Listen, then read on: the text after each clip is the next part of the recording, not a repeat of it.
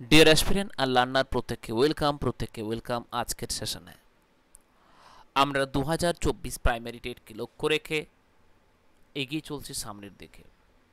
অনেকেই প্রশ্ন করতে পারো, স্যার টেট টেট করে মাথা ব্যথা করে লাভ কী রয়েছে?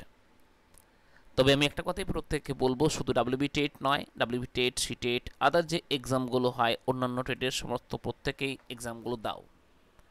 চলো, প্রাইমারি টেট দেওয়ার আগে প্রত্যেককে বলে রাখি, সি টেটের যদি এক্সাম ফর্ম ফিল আপ না করে থাকো, ফর্ম ফিল আপ করো, এবং যদি ফর্ম ফিল আপ করে থাকো, পেপার 1 পেপার 2 তোমাকে ক্লিয়ার করে রাখতেই হবে সমস্ত রকম পরীক্ষাগুলোর জন্য। তাই প্রত্যেককে বলবো আমাদের সেশনগুলোকে রেগুলার করার জন্য। রেগুলার করো এবং রেগুলার ঘরে প্র্যাকটিস করো। যদি কোনো প্রশ্ন থাকে কমেন্ট সেকশনে জানাও। এবং আরও একটা কথা প্রত্যেককে বলে রাখি, আমরা চেষ্টা করছি যে বাইল্যাঙ্গুয়াল প্রশ্নগুলো করার। এর ফলে কী হবে না, ইংরেজি পড়লে তোমাদের আদার এক্সামগুলো সুবিধা হবে। তো হোপ ফর দ্য বেস্ট, চেষ্টা করছি প্রত্যেকের জন্য করার। প্রত্যেকে অবশ্যই সেশনটিকে লাইক অ্যান্ড চ্যানেলটি সাবস্ক্রাইব করে যুক্ত থাকো আমাদের সেশনগুলোতে। চলো বলে রাখি নেক্সট পয়েন্ট কী রয়েছে।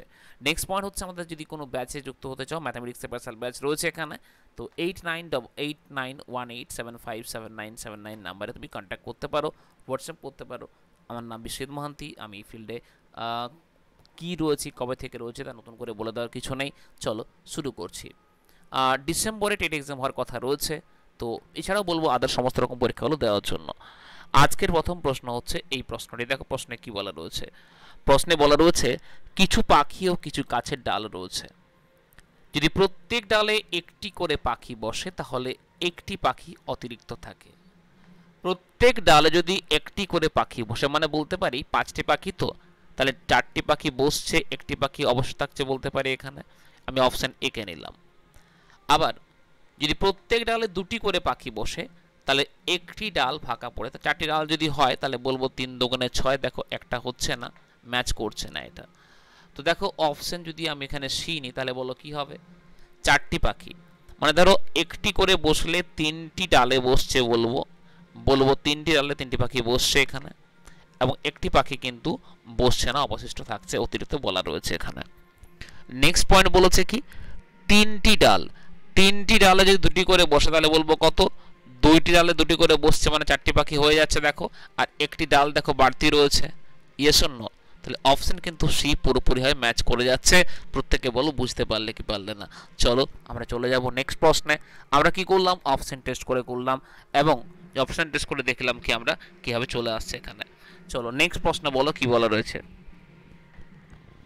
কোনো শ্রেণীকক্ষে বলছে পিরিয়ড 10টা 30 থেকে শুরু হয় এবং চতুর্থ শেষ হয়, পিরিয়ড শেষ হয় 1টা 45, মানে 13টা 45 শেষ হয়।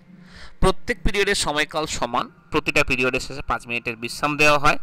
তাহলে পিরিয়ডের সময়কাল কত? দেখো 4টে পিরিয়ড, 1টা পিরিয়ড, 2টো পিরিয়ড, 3টে পিরিয়ড, 4টে পিরিয়ড, মানে গ্যাপ কতগুলো হয়েছে, 1টা গ্যাপ, 2টো গ্যাপ, 3টে গ্যাপ হয়েছে। বোঝা গেল কি বললাম, 4টি পিরিয়ড মানে বলবো অলরেডি 3টে গ্যাপ হয়েছে, 4টে গ্যাপ কিন্তু নয় এখানে। তাহলে 3 × 5-এ বলবো টোটাল 15 মিনিট আমরা কিন্তু বিশ্রাম দিয়েছি, বা আমরা বলতে পারো মাঝখানে রেস্ট দিয়েছি। ওকে, চলো নেক্সট হচ্ছে, দেখো 11টা 12টা 1টা, আচ্ছা মানে তোমার 11টা 12টা 13টা 3 ঘন্টা 15 মিনিট টোটাল টাইম হচ্ছে, বলবো এখানে ডিউরেশনটা 3 hours 15 minutes। তাহলে আমরা বলতে পারি যে এখান থেকে যদি 15 মিনিট বাদ দিয়ে দিই তাহলে 3 ঘন্টায় আমরা কতগুলো ক্লাস করেছি, 3 × 60 বাই বলবো কত, বাই বলবো 4টে ক্লাস করেছি। তো 15 × 3 হচ্ছে কত, 45 মিনিট বলবো আমরা কিন্তু প্রত্যেকটা করে ক্লাস এখানে করেছি। Yes or no? প্রত্যেকের কাছে বোঝা গেল নাকি বলো রিপিট করব? চলো রিপিট করছি একবার। 10টা 30 থেকে শুরু হয়, চলে 13টা 45 অবধি, মানে 3 ঘন্টা 15 মিনিটের ক্লাস হয়, টোটাল ডিউরেশনটা হয়।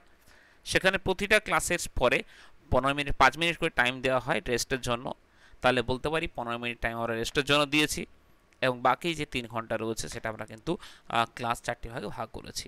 3 ঘন্টা মানে 3 × 60 বাই করলাম 4, হলো 45 মিনিট করে প্রত্যেকটা ক্লাস। তাই প্রত্যেকের কাছে অঙ্কটা হয়েছে ক্লিয়ার। চলো ভেরি গুড, চলে যাব নেক্সট প্রশ্নে। কোনো ক্রিকেট খেলায় সর্বোচ্চ রান সংখ্যার 3/11 ভাগ, সর্বোচ্চ রান মোট রান সংখ্যার 3/11 ভাগ, পরবর্তী সর্বোচ্চ রান বাকি রানের 3/11 ভাগ, দুটি রানের পার্থক্য 9 হলে তাহলে মোট রান কত? বা খুব সুন্দর একটা প্রশ্ন রয়েছে। দেখো প্রশ্নগুলো কিন্তু সত্যিই মজাদার প্রশ্ন রয়েছে।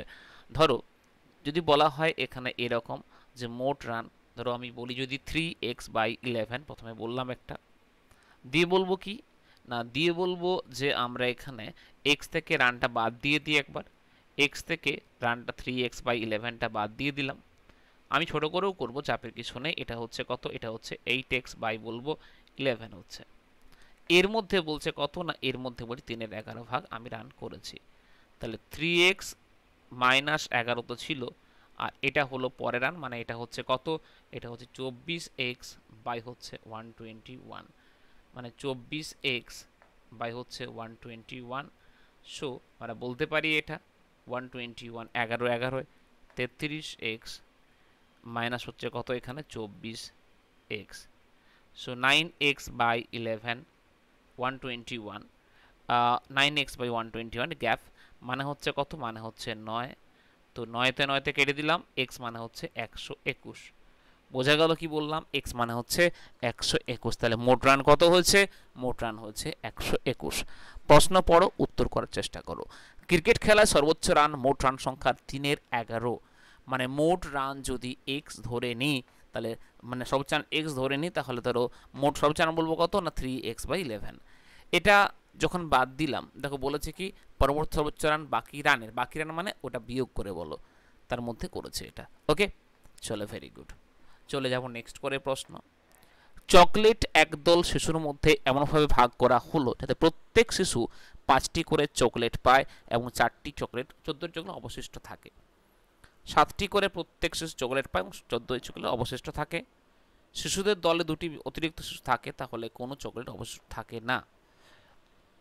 দলে কতজন শিশু ছিল, দেখো 2টি বাড়তে থাকলে 7টি করে 14টি ভাগ হয়ে যাচ্ছে, মানে 7টি করে পাচ্ছে বলা যাচ্ছে, দল শিশু সংখ্যা বলা কিন্তু এখানে পসিবল নয়, কারণ দেখো কতগুলো করে পায় আর কিন্তু মোট চকলেট বলা নেই এখানে।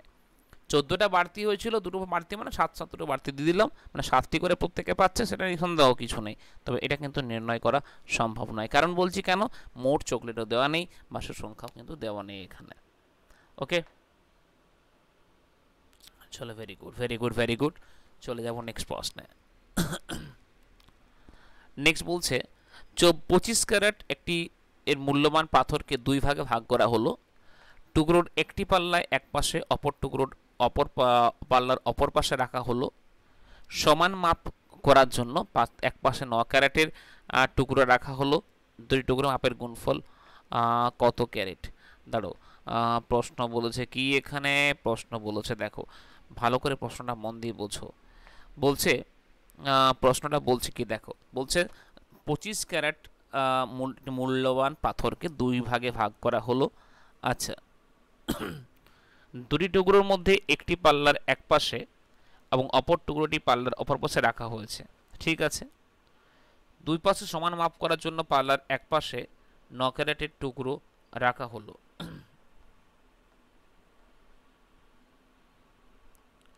9 ক্যারেটের টুকরো রাখা হলো, তাহলে বলতে পারি কত বলো তো এখানে, 2 পাশ সমান মাপ করার জন্য পাল্লার এক পাশে 9 ক্যারেটের টুকরো রাখা হলো, মানে 9 ক্যারেটের বলতে মোট কত হলো, তাহলে 25 কেজি ছিল আগে, আরও বলো 9 কেজি হয়েছে, মানে বলতে পারি মোট এখন 34 কেজি হয়েছে। হ্যাঁ না? চলো ভেরি গুড। তাহলে বলো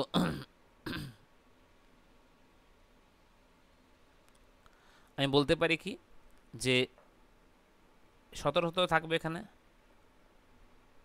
মানে একদিকে ধরো টি ছিল প্লাস বললাম 9 মানে 17 হলো, তাহলে টি1 বলো বা টি1 বললাম কত হবে এখানে, এটা হবে 8।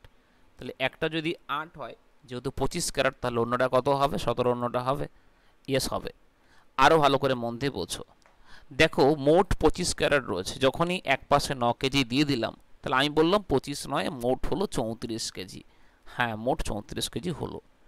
এরপর এটা দুটো পার্টে ভাগ করলাম, 17 কেজি হচ্ছে। প্রথম পার্টে টি1 প্লাস ওই টুকরোটি রয়েছে, টি1 প্লাস টুকরোটি 17 কেজি বললাম আমি ওটাকে। টুকরোটি দেখো টি1 বেরিয়ে গেল 8, টুকরোটি বেরিয়েছে 9 কেজি, টুকরো 9 কেজি বলা আছে এখানে। তাহলে এটা হচ্ছে কত, একটা 17 হচ্ছে, একটা হচ্ছে কত 8। এটা হবে 136, মানে উত্তর হবে অপশন বি। তো প্রত্যেকে আমাকে জানাবে প্রত্যেকের প্রশ্নগুলো কেমন লাগছে, প্রত্যেকের প্রশ্নগুলো বুঝতে পারছো কিনা। এটা অবশ্যই প্রত্যেকে আমাকে কমেন্ট করে জানাও, যদি পারো অ্যান্সার করতে, না হলে বলো স্যার বুঝতে পারছি না, আমাকে বুঝিয়ে দিন। আমি প্রত্যেকের জন্য বলছি। তবে আবারও বলে রাখি, যদি কেউ চাও আমাদের ব্যাচ কোর্সে যুক্ত হতে, তাহলে 8918757979 তোমার জন্য নাম্বার রয়েছে, কন্ট্যাক্ট করে নিও। আজকেই ব্যাচ কিন্তু শুরু হয়ে গেছে, ম্যাথ পাসাল ব্যাচ এটা। ওকে, দেখা হচ্ছে নেক্সট সেশনে। ভালো থেকো প্রত্যেকে, সুস্থ থেকো প্রত্যেকে। Love you all, tata, bye by.